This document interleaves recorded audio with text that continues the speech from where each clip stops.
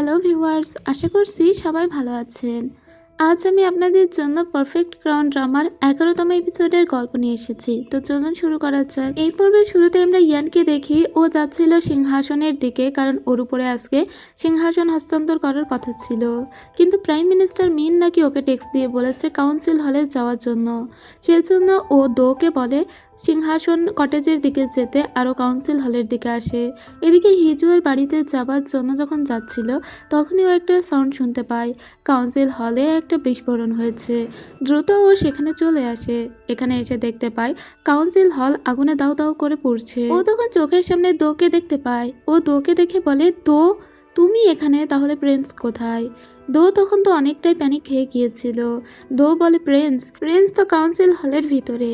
হিজু এটা শুনে অনেক অবাক হয়ে যায়, কারণ তার তো কাউন্সিল হলের ভিতরে থাকার কথা ছিল না। হিজু দৌড়ে ভিতরে চলে আসে। প্রিন্স কিন্তু তখনও পর্যন্ত চৈতন্য অবস্থায় ছিল। প্রিন্স দেখতে পায় যে হিজু ওকে নেওয়ার জন্য এখানে এসেছে। তবে কিছুক্ষণ পরে প্রিন্স অজ্ঞান হয়ে যায়। তখন হিজু প্রিন্সকে গিয়ে জোরে জোরে চিৎকার করে ডাকতে থাকে এবং ওর বুকের কাছে কান নিয়ে এটা শুনে যে ও এখনো বেঁচে আছে কিনা। ও তো বেঁচে ছিল, কিন্তু এত বড় মানুষকেও টেনে নিয়ে যাবে কিভাবে, তাই চিৎকার করতে লাগে।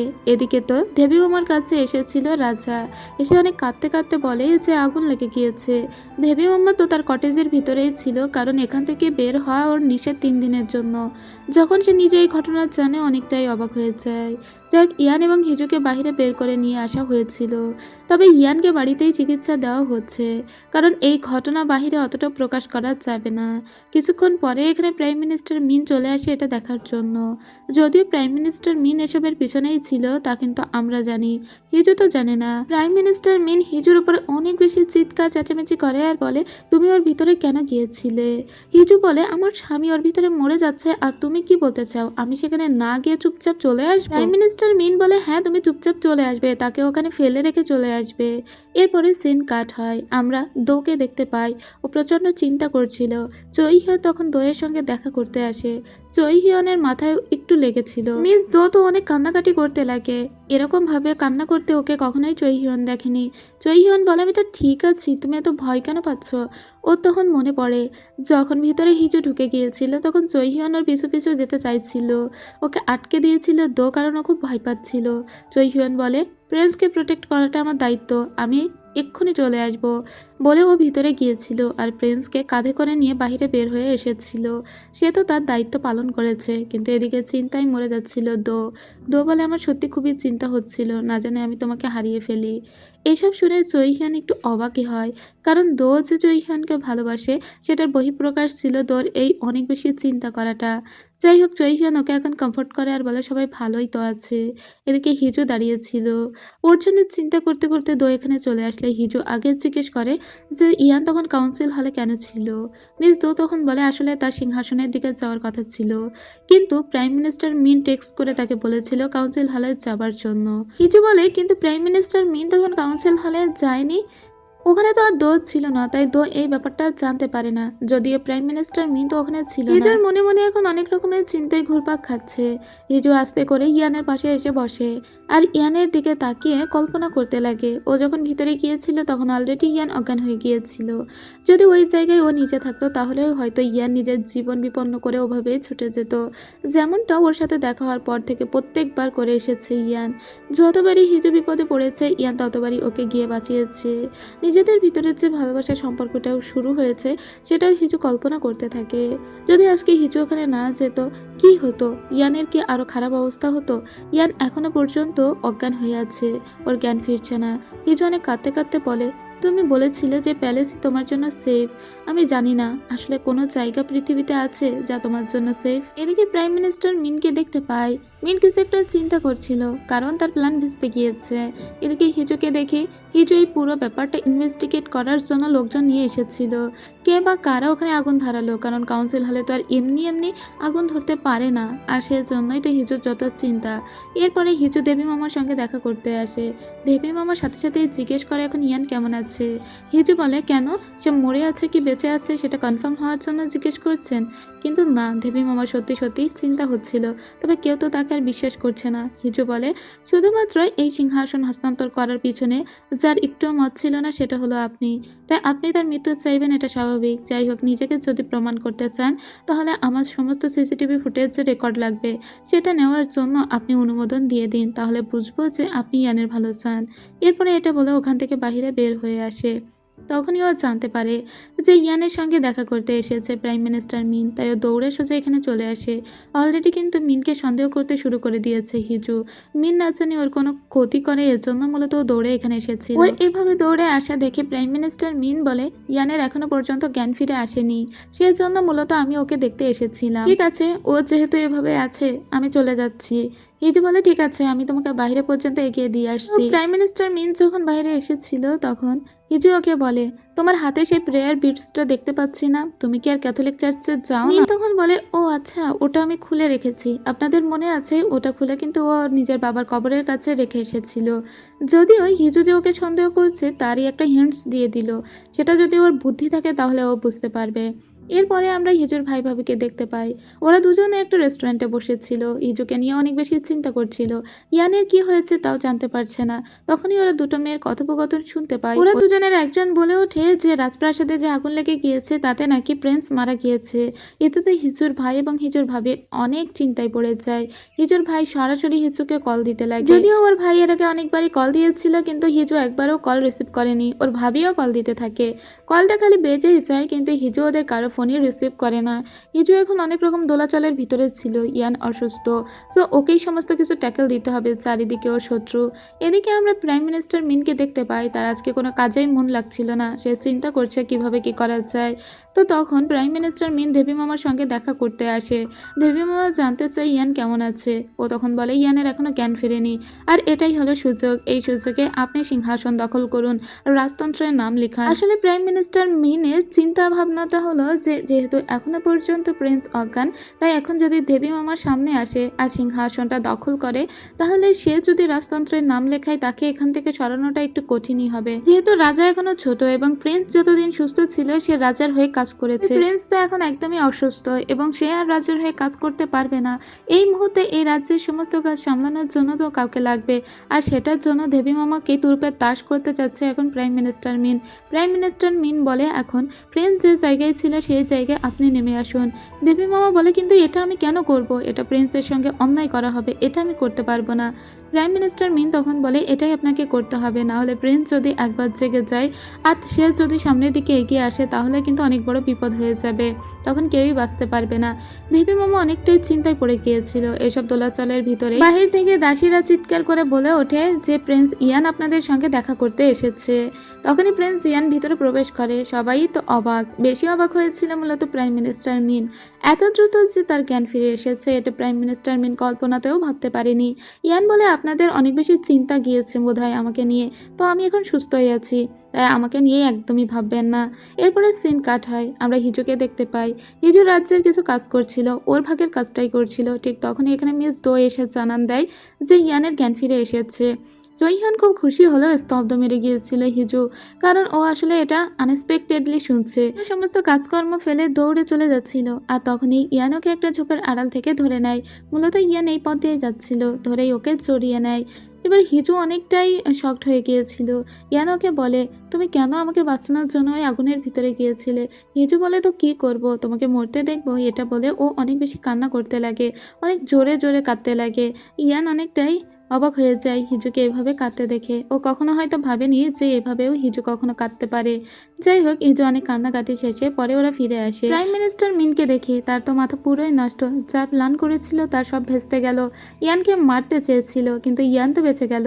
ইয়ানের সঙ্গে আলাদা করে তার দেখা হয়েছিল, আর ইয়ান তাকে বলেছে যে যেহেতু রাষ্ট্রের কাছে একটা জবাব দিয়ে তার জায়গা আছে ইয়ানের এখনো, ইয়ান চাই সমস্ত কিছু খোলসা করতে, এবার রাষ্ট্রের সামনে কোনো একটা প্রেস ব্রিফিং রাখতে। ইয়ান প্রাইম মিনিস্টারকে এটাও বলেছিল এখন হয়তো তুমি আর না করবে না, কারণ এতদিন ধরে ওকে আটকে রেখেছিল প্রাইম মিনিস্টার মিন।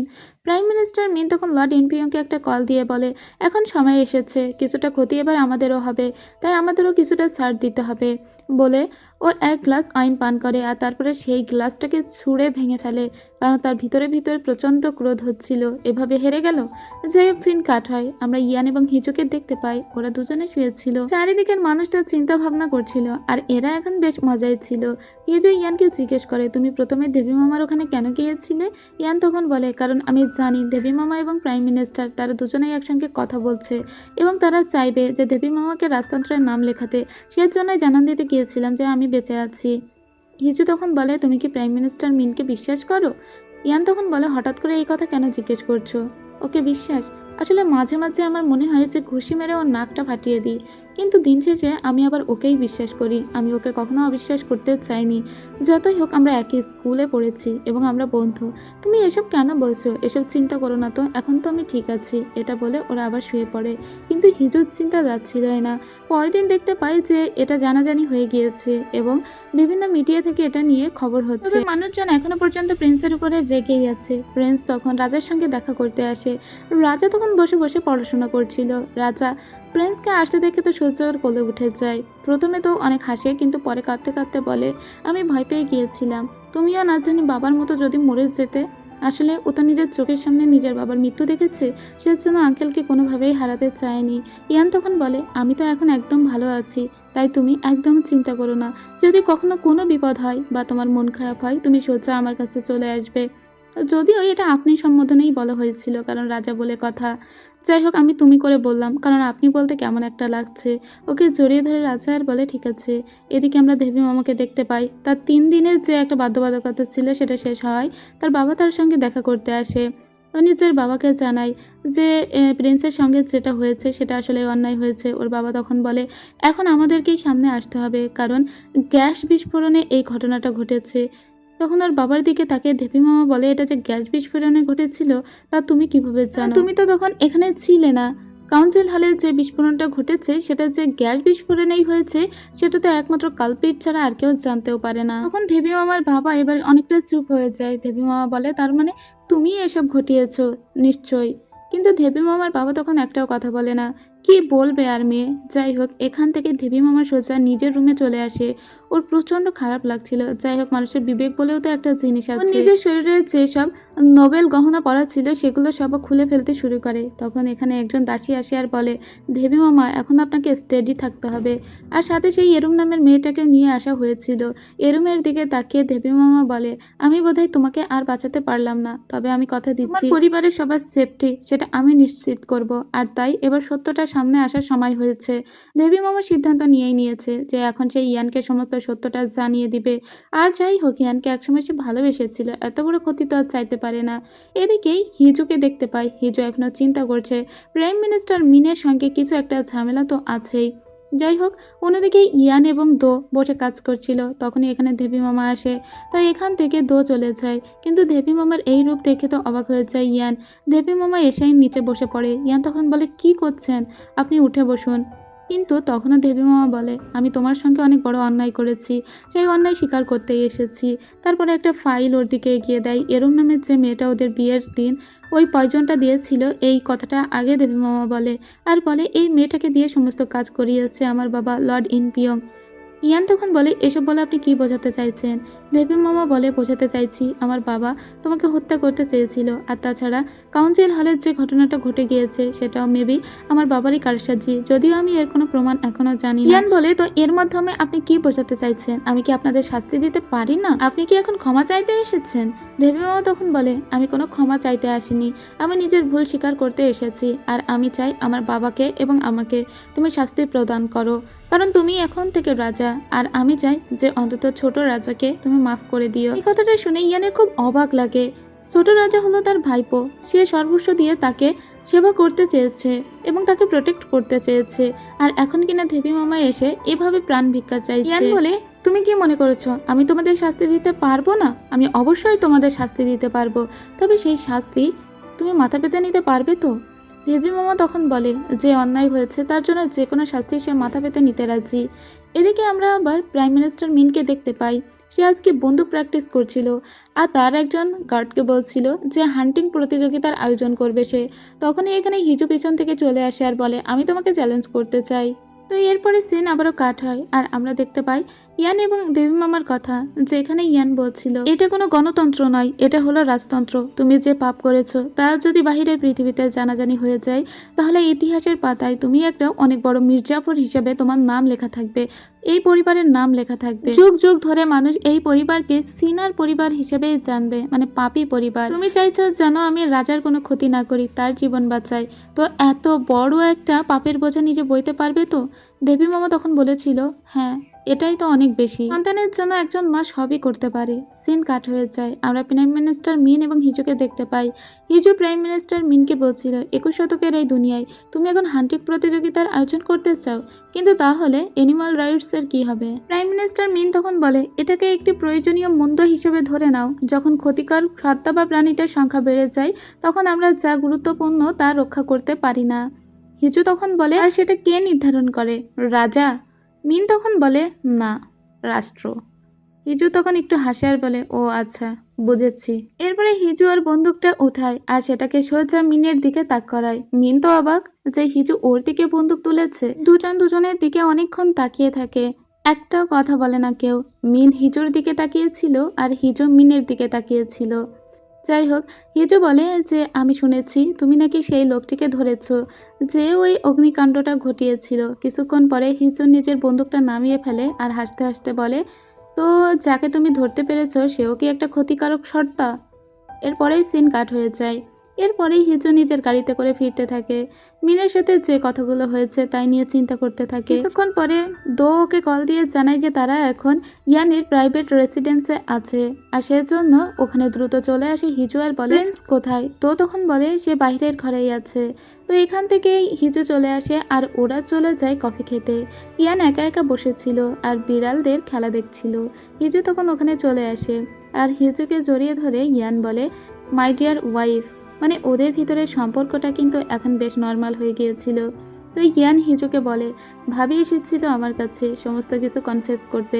সে আমাকে জানিয়েছে লর্ড ইনপিয়ং আমাকে মারতে চেয়েছিল বিয়ের দিনও এবং গত দিনও, এবং কাঁদতে কাঁদতে বলে এখন সে চায় যেন আমি তাদের শাস্তি দিই, তবে রাজাকে ছেড়ে দিই। কিন্তু আমি বুঝতে পারছি না এখন আমি কি করব। তারা আমার আপন লোক, আমার কাছের লোক। ইয়ান এটা নিয়ে এত বেশি চিন্তা করেছিল যে ও চোখ দিয়ে সত্যি সত্যি পানি চলে এসেছে। এরপরে সিন কাট হয় আর ইয়ান ঘুমিয়ে যায়। হিজু ওর দিকে তাকিয়ে বলে সবাই তোমাকে মারতে চেয়েছে, অথচ কত দয়ালু হৃদয় তোমার। তুমি ওদেরকে মারার কথা ভাবতেও পারছো না, যেটা আমার হৃদয়ই ভেঙে দিচ্ছে। পরবর্তী দৃশ্যে আমরা রাজাকে দেখতে পাই। আজকে সমস্ত ক্ষমতা হস্তান্তর করা হবে ইয়ানের উপর। রাজার মায়ের দিকে তাকিয়ে বলছিল এবার সবকিছু ঠিক হবে তো? দেবী মামা বলছিল এবার সমস্ত কিছু ঠিক হয়ে যাবে। দেবী মামা সেক্রেটারিদের ডেকে বলে এই সমস্ত কিছু ডিগ্রি আমি আপনাদের উপরে অর্পণ করলাম, আপনারা অবশ্যই প্রিন্স ইয়ানের কাছে এগুলো পৌঁছে দিবেন। আমি আপনাদের উপরে সমস্ত ভার দিলাম। এদিকে ইয়ানের সঙ্গে দেখা করতে প্রাইম মিনিস্টার মিন এসেছিল। ইয়ান আজকে প্রাইম মিনিস্টার মিনকে বলে আমার বিয়ের দিন যে ঘটনাটা ঘটেছিল তুমি তো সেটা ইনভেস্টিগেট করছিলে, তো সেই ইনভেস্টিগেশন কতদূর ঠেকলো, নাকি আজও পর্যন্ত যে এই ঘটনা ঘটিয়েছে তাকে ধরতেই পারোনি?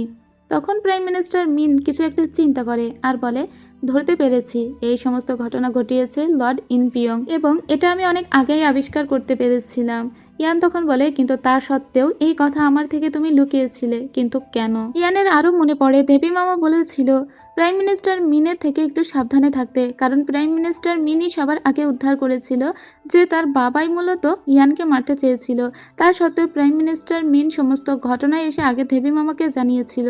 আসলে প্রাইম মিনিস্টার মিন এটা কেন করেছে ইয়ানের ওটাই মাথায় ঢুকতে চাচ্ছে না। তাছাড়া ইয়ানের এখন এটাও মনে পড়ে হিজুও বলেছিল যে তুমি কি জেওং অপ্পাকে বিশ্বাস করো? ইয়ান দেবী মামাকে জিজ্ঞেস করে প্রাইম মিনিস্টার মিন কেন এই ঘটনাটা আপনাকে আগে জানালো, সে আমাকে জানানোর প্রয়োজন কেন বোধ করেনি? এটা তো অসম্ভব।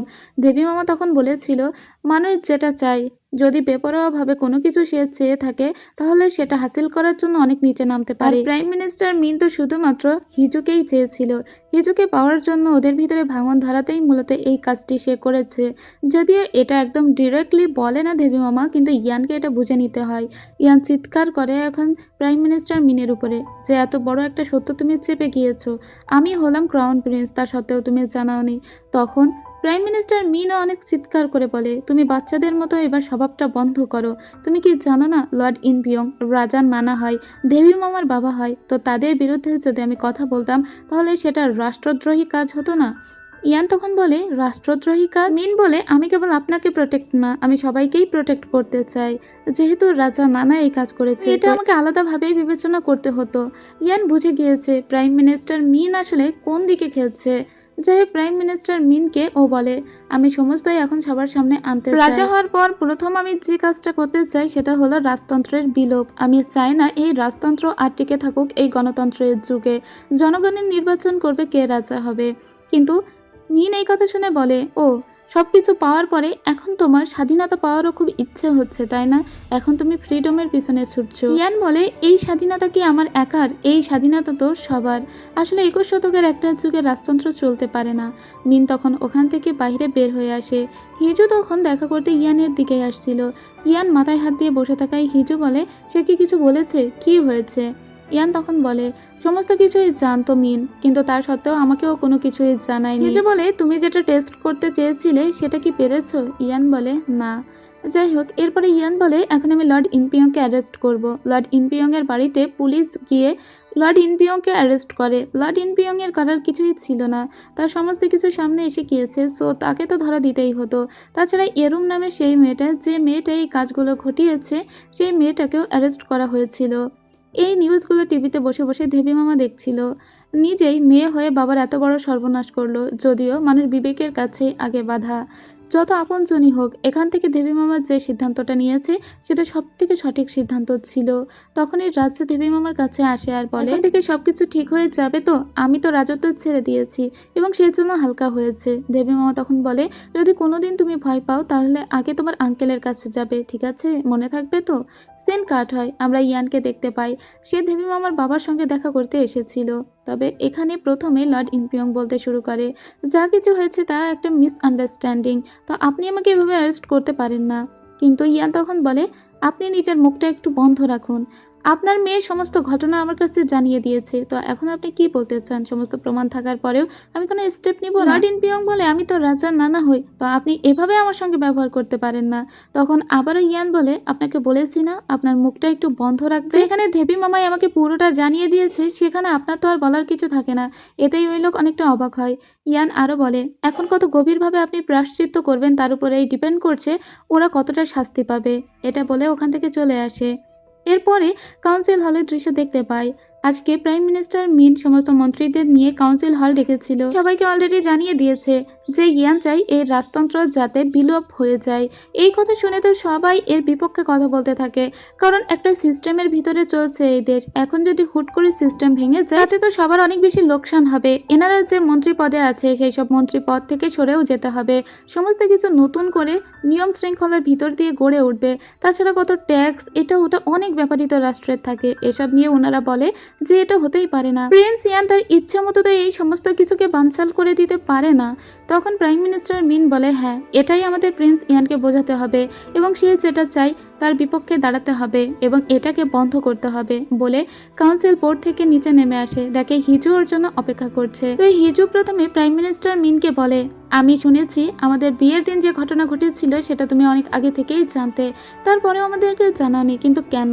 প্রাইম মিনিস্টার মিন তখন বলে, প্রিন্স যে এই সমস্ত রাজতন্ত্রটাই ধ্বংস করতে চাইছে তা কি তুমি জানো? সে কি এই কথাটা তোমার থেকে লুকায়নি? হিজু তখন বলে, যদি সে এটা করে তাহলে আমি তাকে সাপোর্ট করব। হিজু জানে প্রাইম মিনিস্টার মিন এটার বিরুদ্ধে যাবে, তাই হিজু বলে 21 শতকে যদি আমাদের রাজমুকুট নিজেই আমাদের সেই ক্ষতিকার সত্তা হয়ে দাঁড়ায়, তখন কি হবে? তুমি নিজেই তো বলেছিলে তুমি হান্টিং প্রতিযোগিতার আয়োজন করতে চেয়েছিলে, কারণ সেটা ছিল একটা প্রয়োজনীয় মন্দ।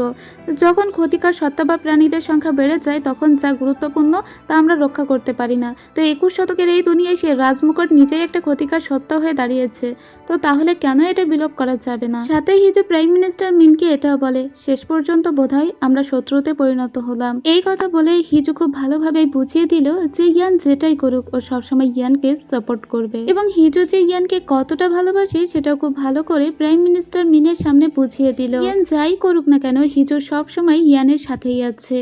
এখানেই সিন কাট হয় আর আমরা আবারও প্যালেসের দৃশ্য দেখতে পাই। আজকে গিয়ানের রাজা হিসেবে অভিষেক করার কথা ছিল, তাই গিয়ান রাজমুকুট মাথায় পরে চলে এসেছে। সমস্ত মন্ত্রী মিনিস্টাররা এখানে উপস্থিত ছিল। ইয়ান তার রাজসিংহাসনে বসেছে এবং সবাই জোরে জোরে প্রার্থনা করছিল, আমাদের নতুন রাজা দীর্ঘজীবী হোক, আমাদের রাজা চিরঞ্জীবী হোক।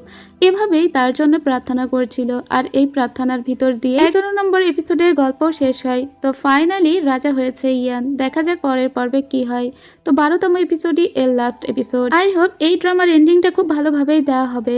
যাই হোক, দেখা যাক ইয়ান আদৌ এই রাজতন্ত্র বিলুপ করে গণতন্ত্র ফিরিয়ে আনতে পারে কিনা। তো সেটা দেখতে হলে আপনাদের আগামীকালকের জন্য অপেক্ষা করতে হবে। তো আজ এখানেই শেষ করছি। সবাই ভালো থাকবেন, সুস্থ থাকবেন। দেখা হবে পরের পর্বে। খোদা হাফেজ।